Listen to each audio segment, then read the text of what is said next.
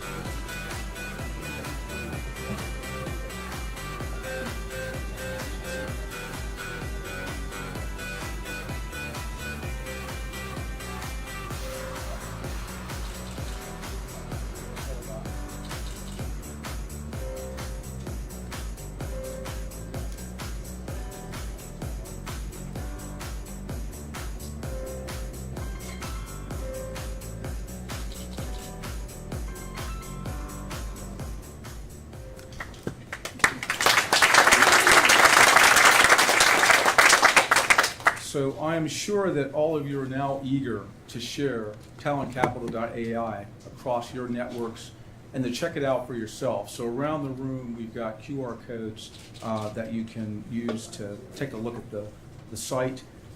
And next, we'll hear from many incredible leaders this morning who've helped make this initiative possible and who represent the kind of bold cross-sector collaboration that our region is known for. And I'd like to give a special thanks to our next speaker, Alex Orfinger, who brings together so many key leaders here in our region. We're in the nonprofit, private sector, and public sectors to advance this effort. And as publisher of the Washington Business Journal and a member of the Board of Trade, he is a natural connector and, it is clear, an influential voice for the greater Washington region. So please join me in welcoming Alex Orfinger to come up to say a few words.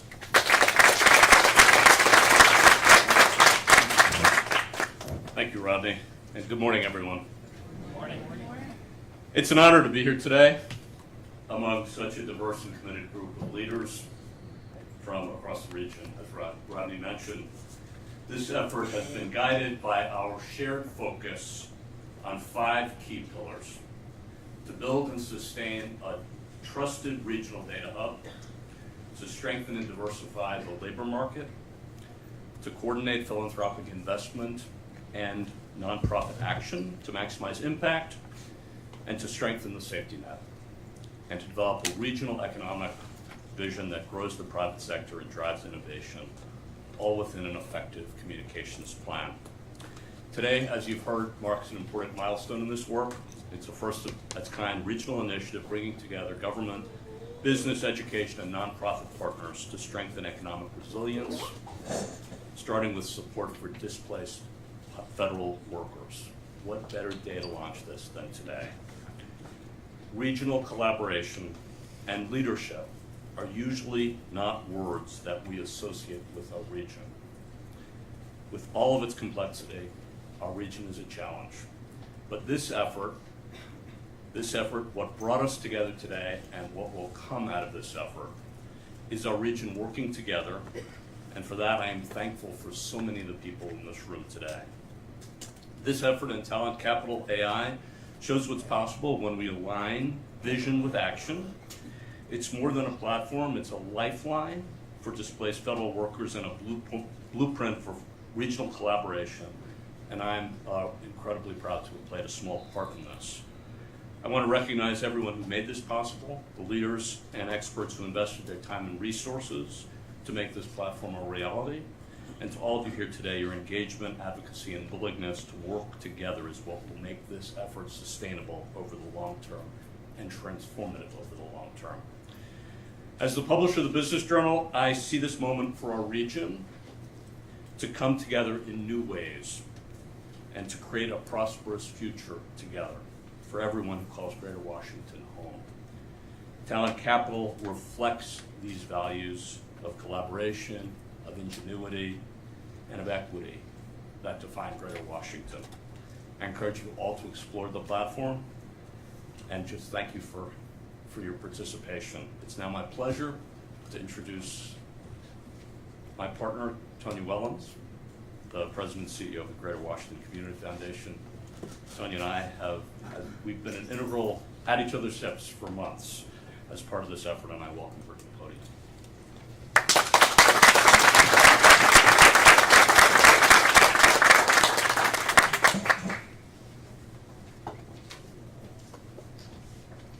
Good morning, everyone. Good morning. So I want to start my remarks by acknowledging the immense amount of pressure that the people in the Greater Washington region have been exposed to in the last many months. The economic, social, and political turmoil that our region has experienced is one that will be written in the history books or the AI tools of the future.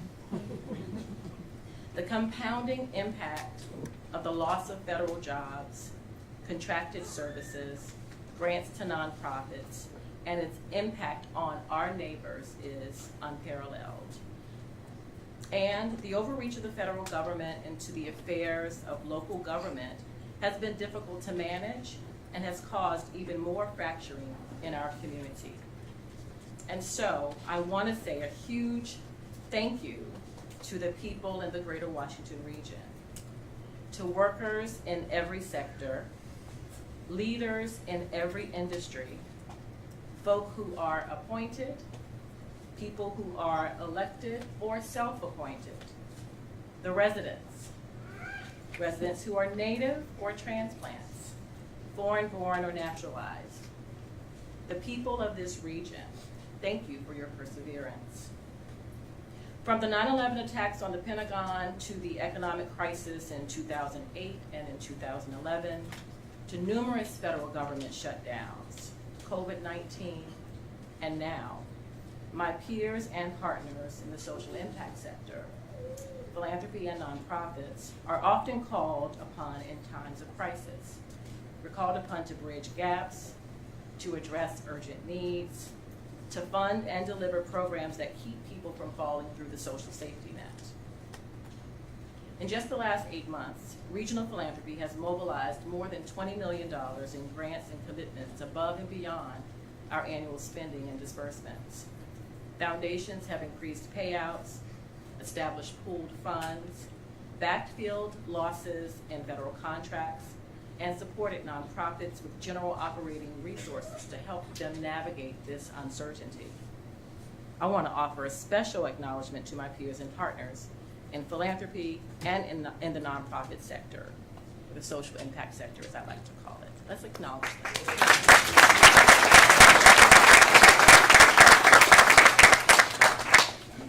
And we know that social impact alone, the social impact sector alone, is insufficient. One of my favorite quotes from Dr. Martin Luther King is, "While philanthropy is commendable, it must not cause the philanthropist to overlook the circumstances of economic injustice which make philanthropy necessary." 53 years ago, the Greater Washington Community Foundation, where I have the privilege of leading, was founded as a result of business leaders, civic leaders, and family foundation leaders who were determined to create a public charity that would address both the urgent needs of our community and build bridges for the future of the Greater Washington region forever. Our very existence is proof that when leaders come together across sectors and have vision, confidence in the future, strategic leadership, and resources, all designed for the public good, anything is possible. Over the last many months, it has been my pleasure to work so closely with Alex Orfinger to really reknit the civic infrastructure that makes this region work. The result is a new set of civic alliances that brings together leaders across the region, from Washington, D.C., Northern Virginia, suburban Maryland, bridging sectors, philanthropy, business, government, research institutions, and nonprofits to seize the moment of opportunity and drive for collective and lasting impact. So we are investing in, of course, the social safety net, but also in scenario planning for new industry opportunities to mitigate against the over-reliance on federal government. We've established partnerships through the DMV Monitor to guide decision-making and offer a window into regional trends and predictions using shared tools and publicly accessible data. And of course, we are focused on jobs. As a partner to Talent Capital AI, we are excited to join forces with the private sector and increase the opportunity to strengthen its workforce and enable our neighbors to transition to new career opportunities without leaving the region or suffering long periods of unemployment. These partnerships are indicative of the future of the Greater Washington region, and we, the people, get to create this together. Thank you.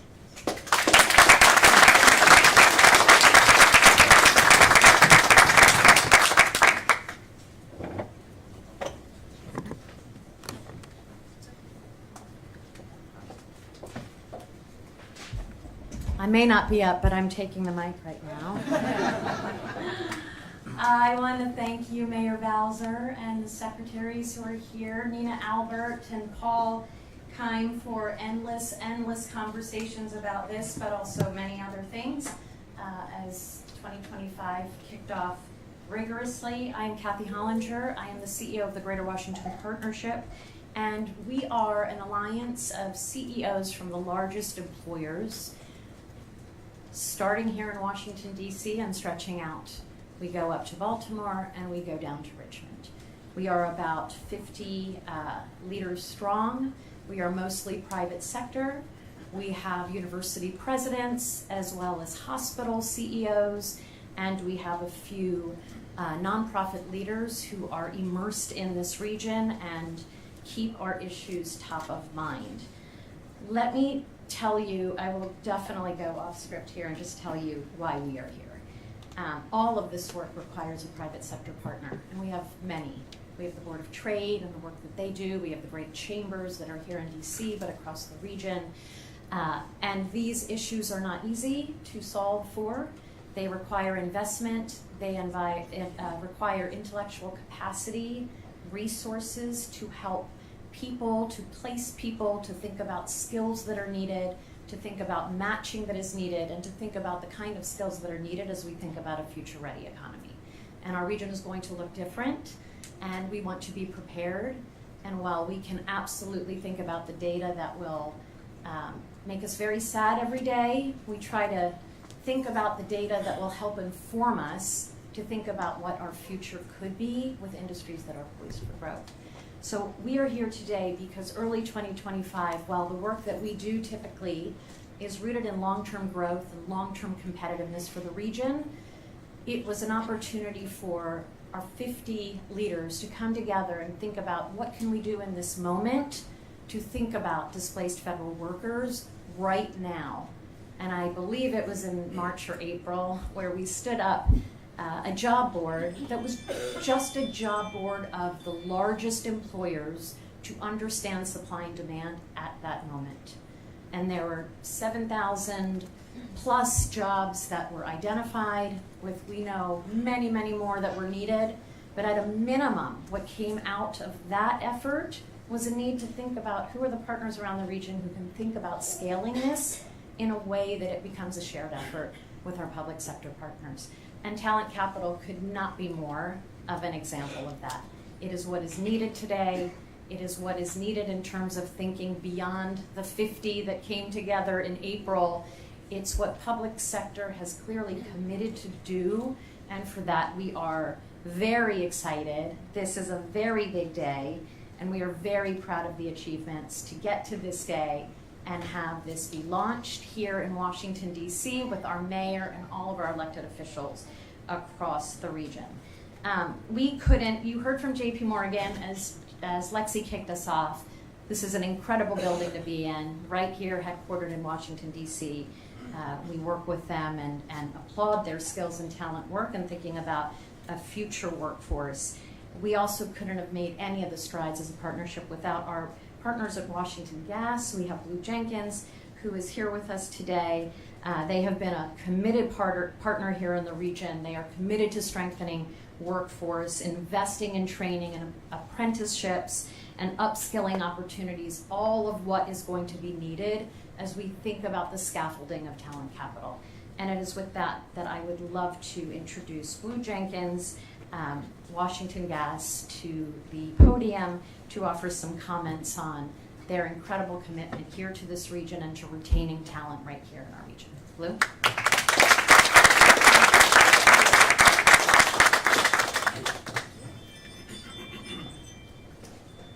Thank you, Kathy. So as Kathy mentioned, I'm Blue Jenkins. I'm the president of Washington Gas. I have the privilege of leading this historic company in our region, and I also have the privilege of knowing many of you. So we've been here for a long time. In Greater Washington, talent has always been our greatest asset. But today, as we grapple with displacement of federal workers, increased competition for knowledge, talent for knowledge sector jobs, talent retention is not just a priority, it's a necessity for regional growth and competitiveness. Now, we've been here a long time. We started in 1848. Those of you that have heard me speak have probably heard the story, so I'll save you the long version, I'll give you the short version. We got our start by installing gas lights at the White House and in the Senate and House chambers and along Pennsylvania Avenue to help illuminate the nation's capital. As the nation's region expanded, so did we. Washington Gas expanded service into Northern Virginia and into suburban Maryland, and we now serve more than 1.2 million customers in our region. We're also proud to be an employer who not only serves the region, but invests in the future by providing safe, reliable, and affordable energy for our customers, for our communities, and for the businesses that grow here. We proudly employ about 1,500 people across the region, and we support thousands of construction jobs doing that work across the region. So we're very committed to the talent and development of what happens here. Retaining and growing talent is central to our thriving economy and for all of us here in this region. Employers like us depend on strong, skilled workforces in order to grow the business for innovation and to grow the region. Now, I have the privilege of serving on many of the business leadership tables that sit across this region, including, as Kathy mentioned, on the Greater Washington Partnership and across many of the organizations that are represented here in this room. It's my privilege to sit on the board of the Greater Washington Partnership, and I appreciate the opportunity to address you. Across these forums, the same message rings true. To build a competitive economy, we must build a competitive workforce. The partnership worked to shape a multi-year regional economic framework, one that can better align the private sector with the public sector, is tied directly to ensuring we have the skilled workforce needed to sustain both the foundational industries as well as those that are poised for growth. So, as a bit of a call to action and a thank you, I commend the public sector leaders for coming up today with the private sector leaders for this collaborative formation. We're thrilled to be part of it. Talent capital is a powerful example of what can be done when we come together in our region. So Washington Gas is proud to stand with the other leaders in this region to support the workforce development, to support our regional growth, and to help move us forward as the economy in the region grows. So thank you for allowing me to be here today. Thank you for the leadership of all of you involved, and thank you for the opportunity to support the growth of our region.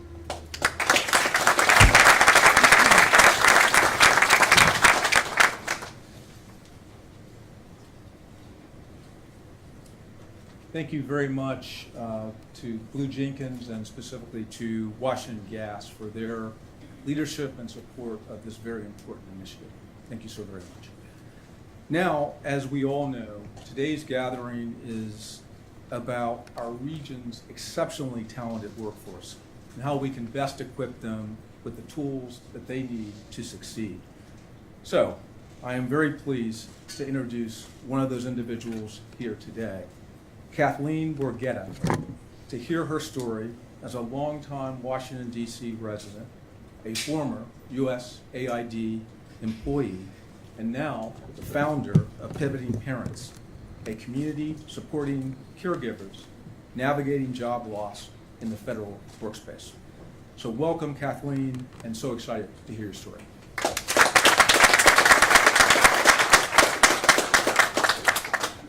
Thank you. Good morning, everyone. Good morning. I'm Kathleen Borgetta, and I've been a proud Washingtonian for more than 20 years. I came here on a scholarship to GW with big ambitions and a call to public service. From internships on the Hill to jobs at USAID and the State Department, DC is the place where my career and my family have grown together. Over nearly 2 decades as a global health professional, I worked to save the lives of mothers and babies around the world. But this past January, just 11 weeks after delivering my firstborn, I was blindsided by the dismantling of USAID. I'll never forget receiving my termination letter as I sat in my postpartum support group.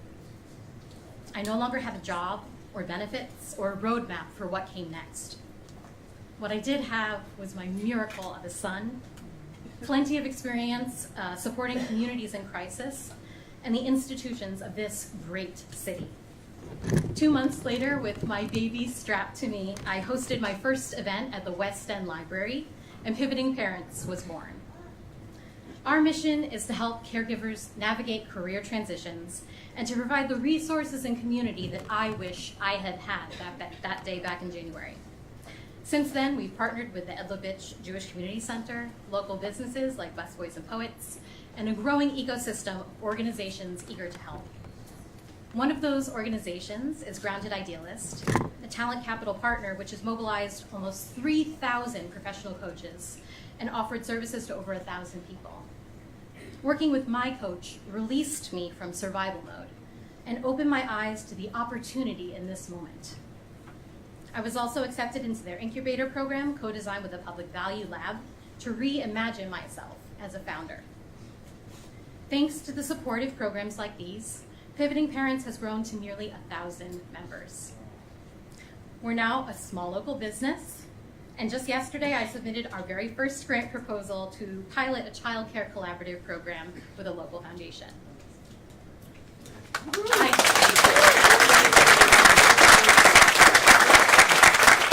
couldn't have foreseen that this would be my first year of motherhood.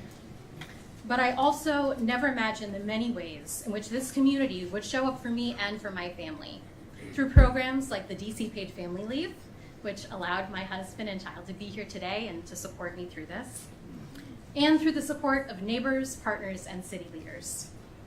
And so today, I want to thank Mayor Bowser. Your leadership on this initiative will ensure that families like mine and so many other displaced workers across this region will have the tools that they need. This is a dire challenge, but also an enormous opportunity. And I'm grateful to you and to this consortium that you have the vision to fully harness the skills, talent, and drive that displaced workers bring to this region we lovingly call home. Please join me in welcoming a leader who knows personally the power of mothers, of workers, and of this great city, Mayor Mayoral.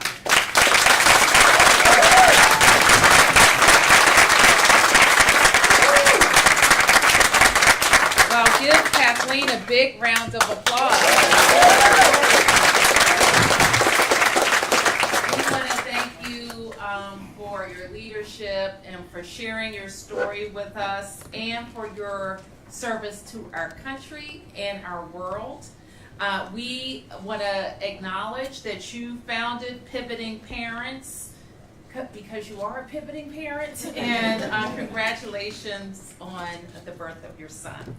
And I want to thank all of you for being here. We know that there are literally thousands of people like Kathleen who came to DC to change the world, came for school, fell in love with our city. Some fell in love with our suburbs, and that's okay too. That's good. That's good. We're all in this together. As I've said many times, how important it is not only to focus on the changing footprint of the federal government, but more important to focus on how we are changing.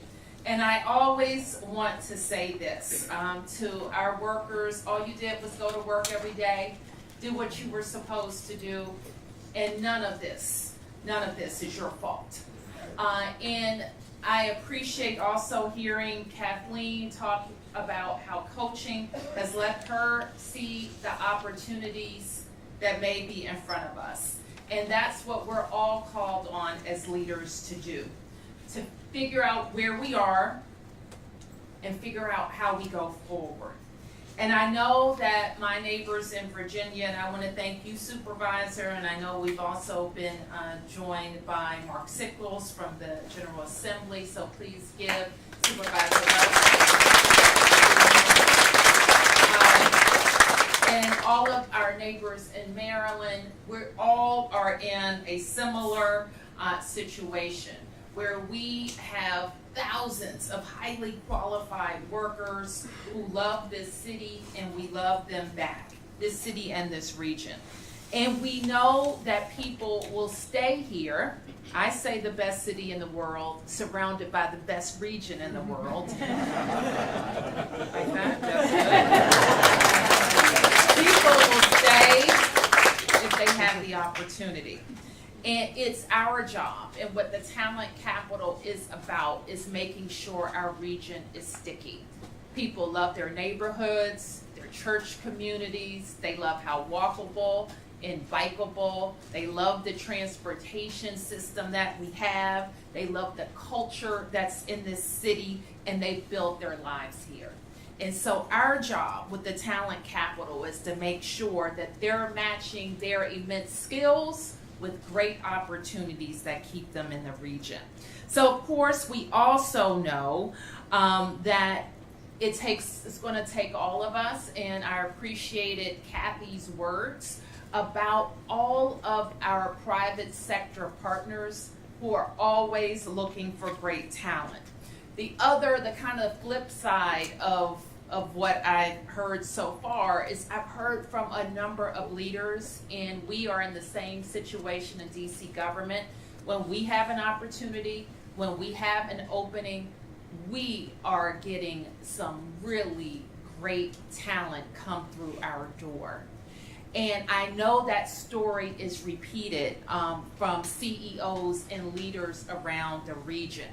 So we want to make sure that everybody stays encouraged, is able to see those opportunities. Already, I'm in love with the AI assistant just from that 60-second review. And so I am sure that the Talent Capital Initiative will be a huge success.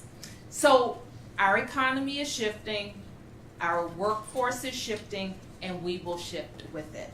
Now, in some ways, this is a precursor to what could happen in the next talent or workforce revolution that will be spurred by AI.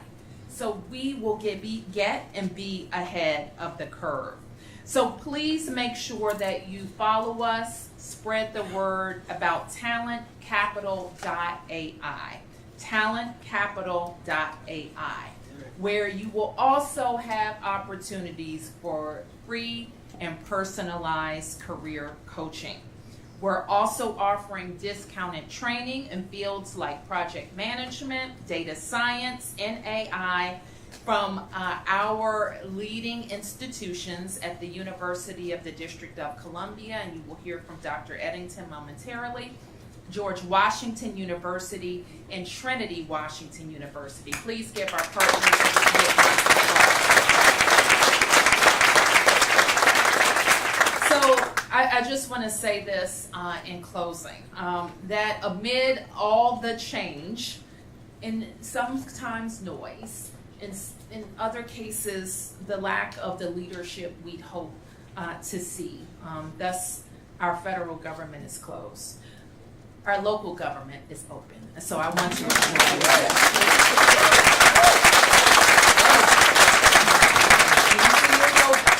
Fairfax is open.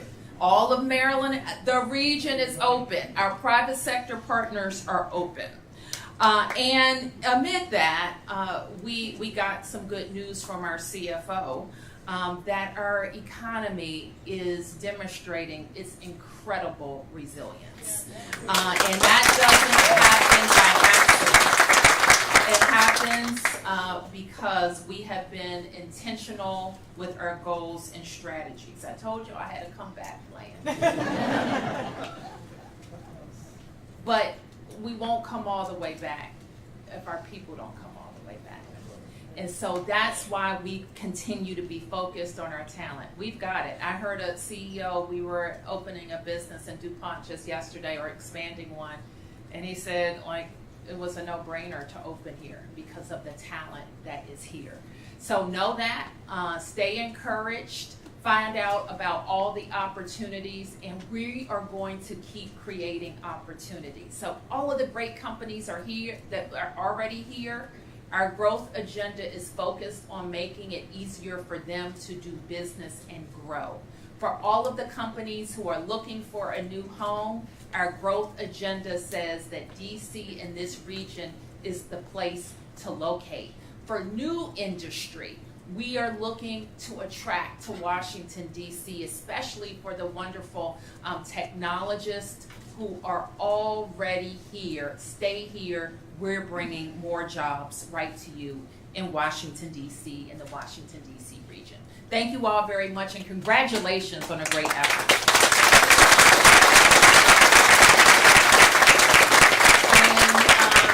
I will take the opportunity to introduce an amazing higher education leader who's focused on what we're all focused on, student outcomes, so that students can raise their families right here in Washington, D.C. Dr. Maurice Eddington from the University of D.C.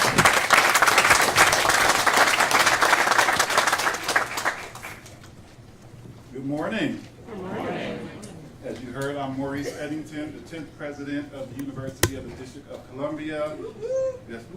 Yes. And it is certainly a privilege to be here today alongside my higher education partners as we launch the Talent Capital Initiative. I think we all have known that DC and the DC region is the talent capital of the world. Yeah. But we have talent capital in the talent capital of the world. And I'm going to talk about it in just a second. But this is a bold regional effort to connect our workforce with new opportunities for growth and success. I want to acknowledge several of my higher ed colleagues who are with us today for this important work. We have President Jermaine Williams of Montgomery College, Vice President Steve Partridge of Northern Virginia Community College, Dean Liso Riddle of George Washington University, Dean Emily Barnett of Trinity Washington University, and the man who is no stranger to anyone in the room, my good friend and colleague Andrew Slago, President and CEO of the Consortium of Universities of the Washington University. He reminded me to make sure that you are aware that we serve over 300,000 students in this region. So, Andrew, thank you for your leadership. I also want to take a quick moment to acknowledge any federal workers in the room. Raise your hand. technology. Thank you for the service. Our region is home to some of the most skilled and talented professionals in the nation. As I said before, this is our talent capital. Tens of thousands of individuals whose knowledge, creativity, and service have powered the federal government, local communities, and countless industries. Today, as we face unprecedented workforce transitions, shut down federal government, this initiative ensures that we do not lose that talent, but instead channel the talent into the jobs of the future right here. Through talentcapital.ai, our higher education partners have stepped up to provide immediate, employer-aligned solutions that directly respond to today's workforce needs. Together, we are offering a wide range of no-cost or reduced-cost training opportunities. Let me repeat that. No-cost or reduced-cost training opportunities in high-demand areas such as project management, data science, AI, through UDC, GW, and Trinity. Specifically, just to give you an example of what some of those opportunities may look like, at UDC, participants will have access to no-cost training in project management, data science, and also access to no-cost professional coaching services to help them translate that federal service into new career pathways. At GW, participants can benefit from no-cost executive coaching, reduced cost professional programs, and graduate study opportunities. At Trinity, participants will gain access to no-cost webinars, certificates, and courses designed to support career transitions and professional growth. Collectively, these offerings create a powerful pathway for workers to transition into high-demand careers while strengthening the workforce pipeline for the district and the region.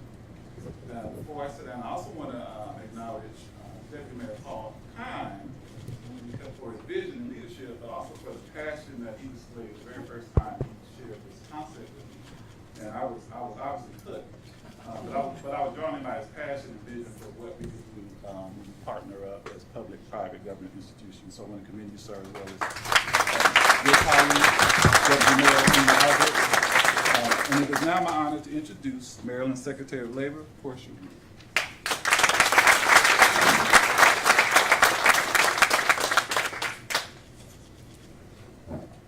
Thank you so much. It is a pleasure to be here today. Thank you, Madam Mayor, and the whole DC team, and all my esteemed colleagues from Virginia. Thanks to JP Morgan Chase for hosting us, and to all of the philanthropic partners and leaders who are here. It's a really important day to be here. When I heard this was going to be the launch day, October 1st, I said, wait a second.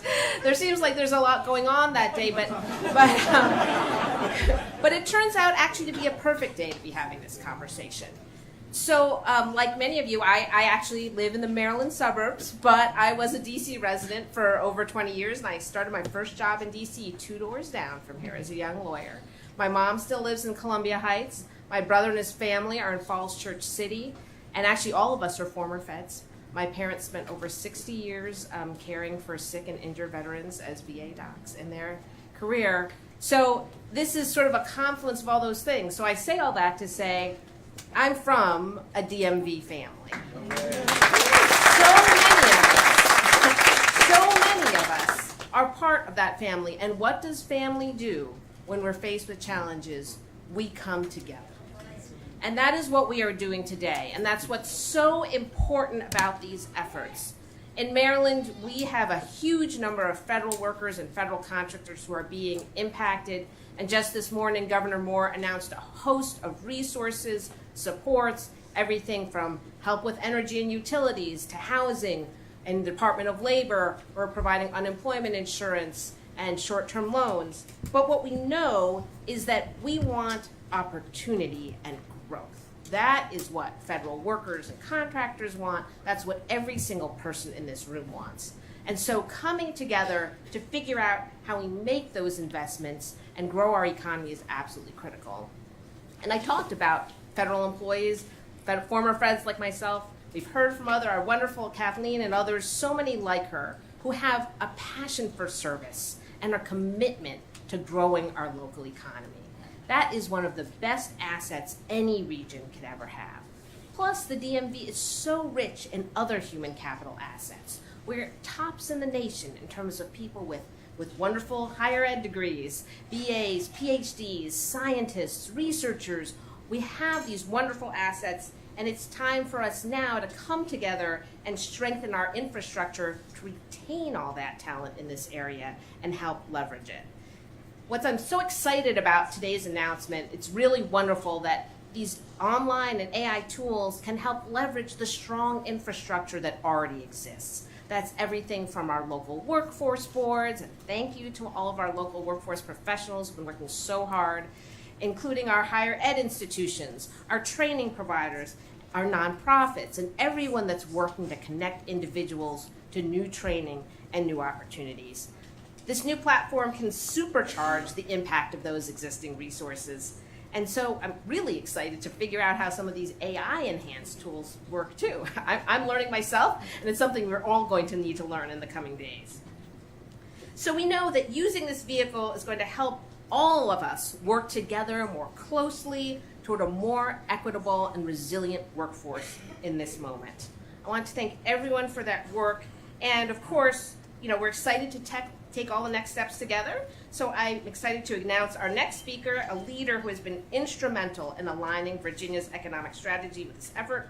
Please join me in welcoming the President and CEO of Fairfax Economic Development Authority, Victor Hoskins.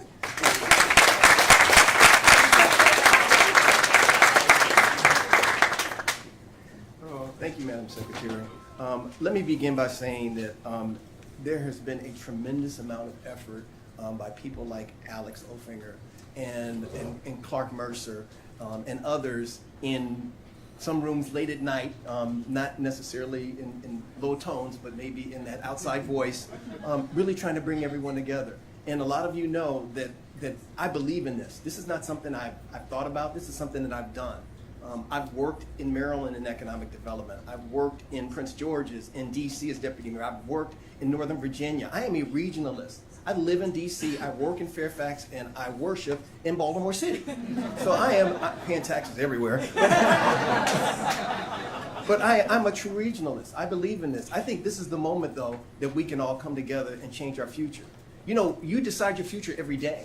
It is not something that you sit down and plan and think about. You decide it every day. We make about 35,000 decisions a day. Can you imagine that? 35,000?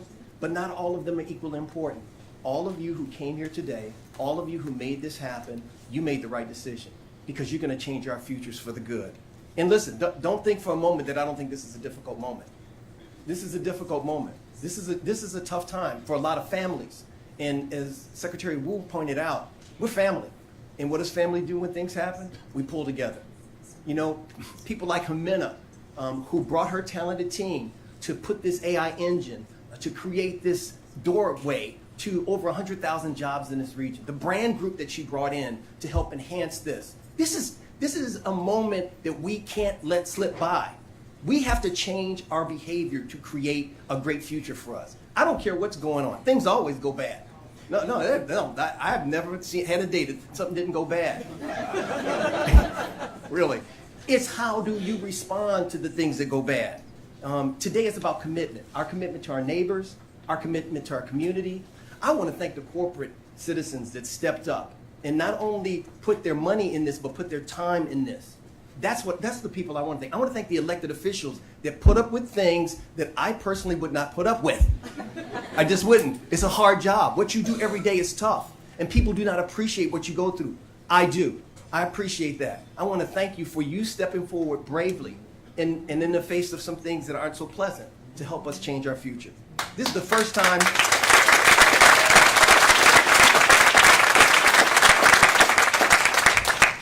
First time in history that this has happened. Isn't that weird? Look, this country's over 200 years old. We gotta do things sooner. We gotta do better than centuries. It's amazing, but it is going to make a difference for our future. I see you, and I want all those government workers out there that lost their jobs. We see you. We see you, and we're gonna make a difference in your life. It breaks my heart to think about people who lost their job and have to pay their bills tomorrow and don't have enough money. That breaks my heart. I know people are food insecure in this region. Many families are food insecure. About a third of the families in this region are food insecure. This is not going to make that better. We have to change that. And in the meantime, I know what's going to happen. I know the community colleges like Northern Virginia Community College and Prince George's Community College and Montgomery County Community College are going to help these workers reskill and upskill. I know that's what's going to happen. I also know we're going to help them find one of these 100,000 jobs in this region. And by the way, I love this talent capital AI. This AI part is unbelievable. Even if you aren't looking for a job, I think you should go through it and try it out. Look, our collective strength is extraordinarily powerful. How many times have they said DC wasn't going to be better? And every time it's gotten better. I've lived here for over 20 years, and I can tell you right now, it's done nothing but gotten better. So don't tell me DC has not gotten better. I'm proud of DC, and I'm proud to be a DC citizen.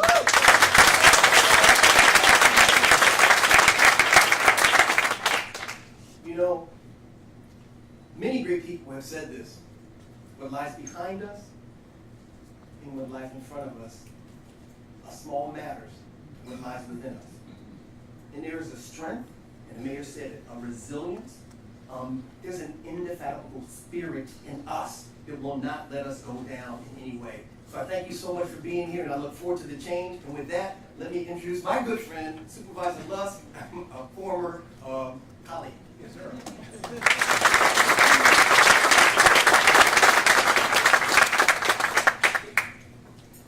I just want to say thank you to Victor for those words.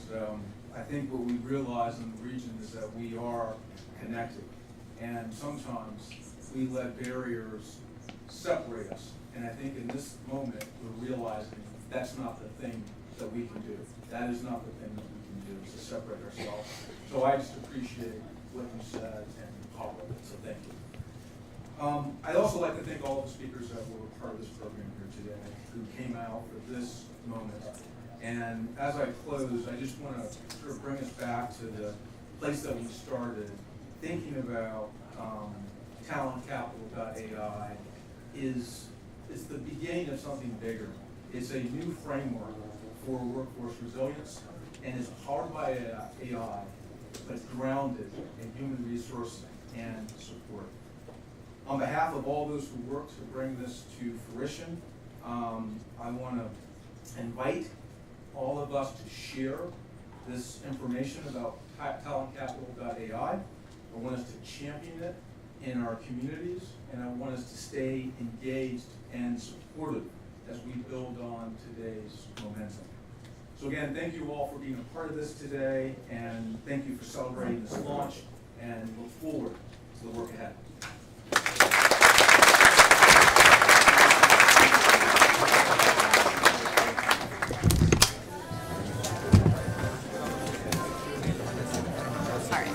Prioridad es la otra chava.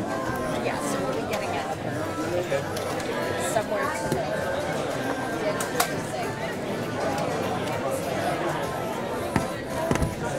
This is all clustered I haven't talked to you yet, but I'm Pam Goldsmith. I'm the comms director for Philanthropic and Mayor Kine. So, just wanted to say hi. I have no, of course, I have no. I'm always in the parts on. very back at these events, and I'm watching you ask questions and everything. Let me know if you ever want to talk to him or, you know, an interview about things like this.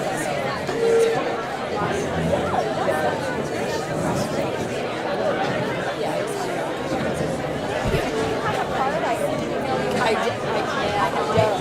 Well, yeah, I know.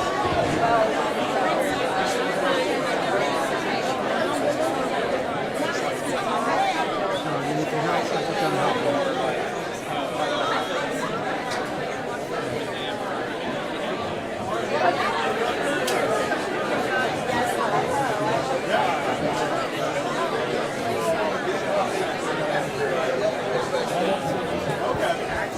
She was. Yeah, they're probably. They are.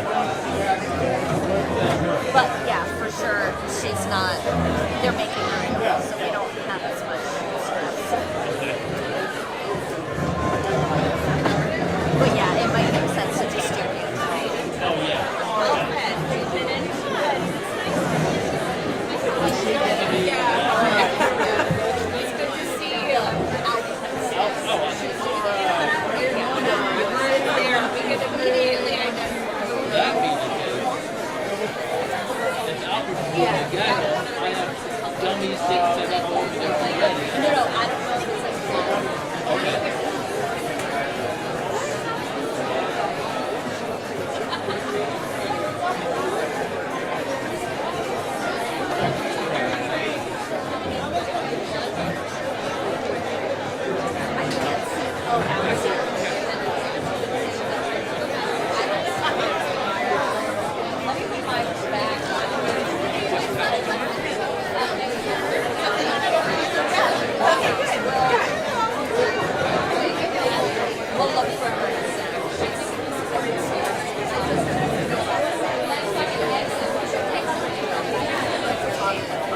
Trying to get the mail.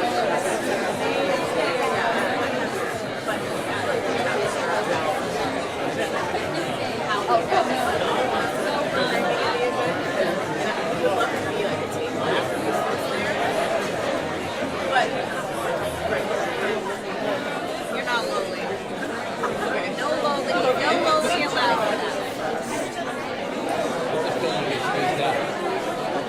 The mayor's right there.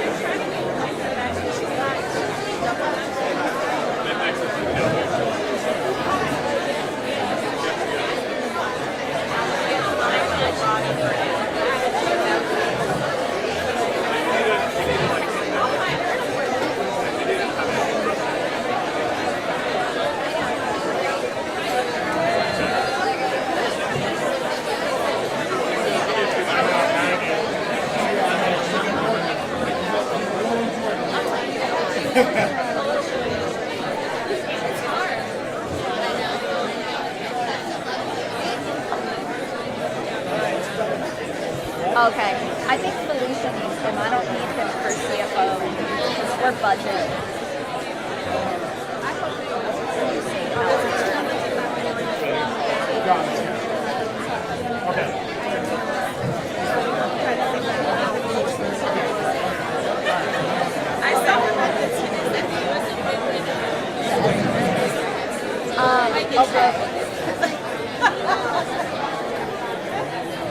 Oh, okay, because Daniel was saying she's still on. There's security over here, so we'll see. I mean, it would just about timing. You've got another interview. I mean, if we can work on it, yeah. Maybe it'll be wrapped that.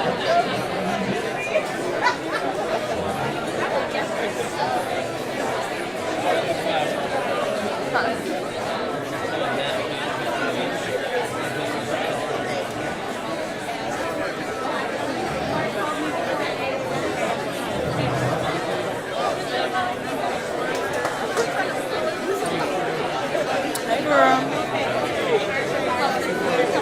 Good, how are you? I'm trying to. I know. I'm glad they sent 2 crews here instead of 1. Yeah, because I'm on You're doing the budget estimate. Which I didn't get a chance to watch that presser from yesterday, but I will. I didn't get to, so I only got the letter last night from the They didn't CFO's stream office. it yesterday either. Okay. Yeah, I don't know what time you did that presentation. It might have just been a private presentation. I think don't it know. was. They just probably opened up the. With the mayor, I guess. Is it she was going to do a gaggle, now she's not. We're trying to figure out who else. But where did everybody go? They're trying to find her. They followed the mayor to the lobby. Oh, well, shit.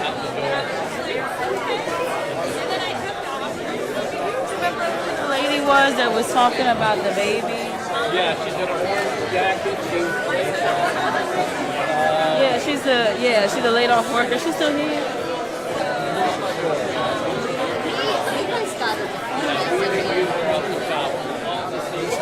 No, I just want to contact.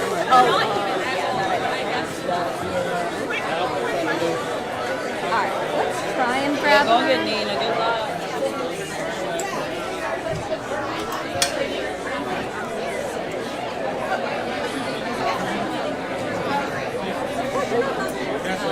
Jack, hello.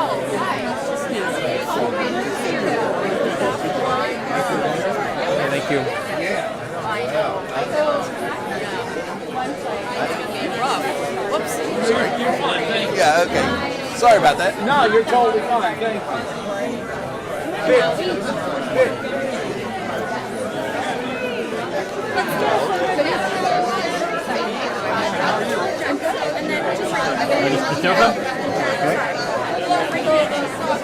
Thank you very much.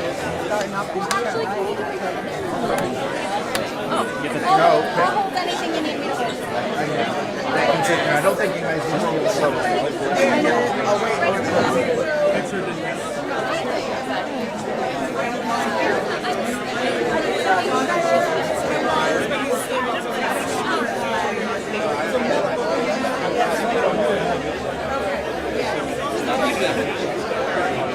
Work together indirectly. I know. Thank you. It's going to be you and the deputy mayor. Have you been floating? Hey, I want to participate, but I'm like, here's how you do it. Yeah. Right now, I have no idea. That's going to get very annoying. Yeah. No. Because I have worked with her on coming through the infrastructure. Yeah. So I know what it does. I believe in it. It's really good. Great. I'll send the pics. They came out. Were they good? Can I have some? Yeah. Because all these pictures are taken, and I don't know. You know what? That day was everybody everybody talked about how good the food was. I was like, really? I think he. Go ahead. I think they went. Go ahead. All right.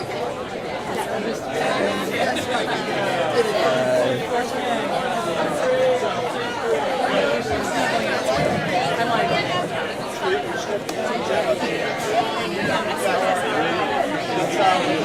it.